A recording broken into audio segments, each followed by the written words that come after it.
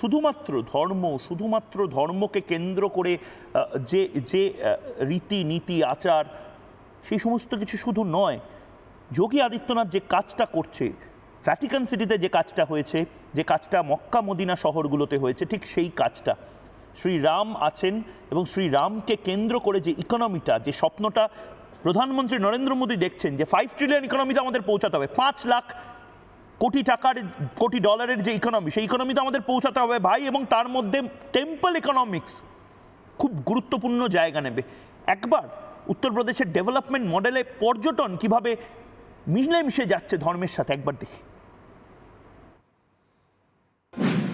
যোগী আদিত্যনাথ একটা বুদ্ধিমত্তার কাজ করেছেন এবং খুব ইন্টেলিজেন্টলি ইউপি সরকার এই কাজটা করেছে। সরজু নদীর যে ধারা, সেই ধারার চারপাশে এই বিশাল আকার ঘাট বানিয়ে দিয়েছেন, এবং এটা কিন্তু নয়া ঘাট নয়, এই ঘাট পর্যটন কেন্দ্র হিসেবে বানানো হয়েছে। কারণ আমার ঠিক পেছনে আপনি দেখবেন টেম্পোরারি টেন্ট, যেভাবে মূর্তি নদীর পাশে রিসোর্ট বানানো হয়, ঠিক সেরকম বহুমূল্যের লাক্সারি কটেজ এখানে বানানো হয়েছে।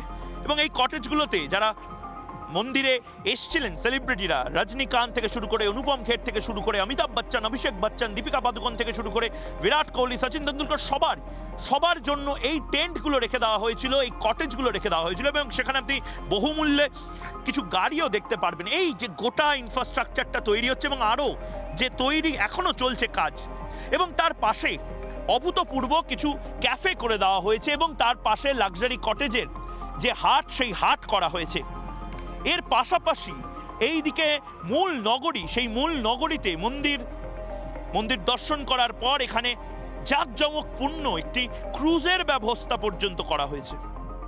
এবং আমি এখানকার যারা মানুষ তাদের সাথে কথা বলছিলাম, বহু জায়গা থেকে, হরিয়ানা, দিল্লি থেকে বহু ছোট ছোট ব্যবসা করেন, ফুচকা বিক্রি করছেন, পকোড়া বিক্রি করছেন, তারা বলছেন যে আমাদের 1,500-2,000 টাকা এই সময়ই এক এক দিনে আয় হয়ে যাচ্ছে। ভাবুন, 1,500-2,000 টাকা শুধু পকোড়া বিক্রি করে, শুধুমাত্র ঝালমুড়ি বিক্রি করে। মমতা বন্দ্যোপাধ্যায় হয়তো এক্ষেত্রে দাঁড়িয়ে, মুখ্যমন্ত্রী রাজ্যের, তিনি হয়তো এক্ষেত্রে দাঁড়িয়ে ঠিক যে প্রচুর টাকা হয়তো আমাদের যারা ছোট ছোট এভাবে চপের দোকান দিচ্ছেন বা মুড়ির দোকান দিচ্ছেন তারা আয় করতে পারেন, কিন্তু মমতা বন্দ্যোপাধ্যায়, মুখ্যমন্ত্রী মমতা বন্দ্যোপাধ্যায় বা তার ক্যাবিনেটকে তো এটাও বুঝতে হবে যে তার পাশাপাশি মন্দিরটা এবং মন্দিরকে ঘিরে যে ইকোনমি, যে অর্থনীতি, সেটা করাও প্রয়োজন।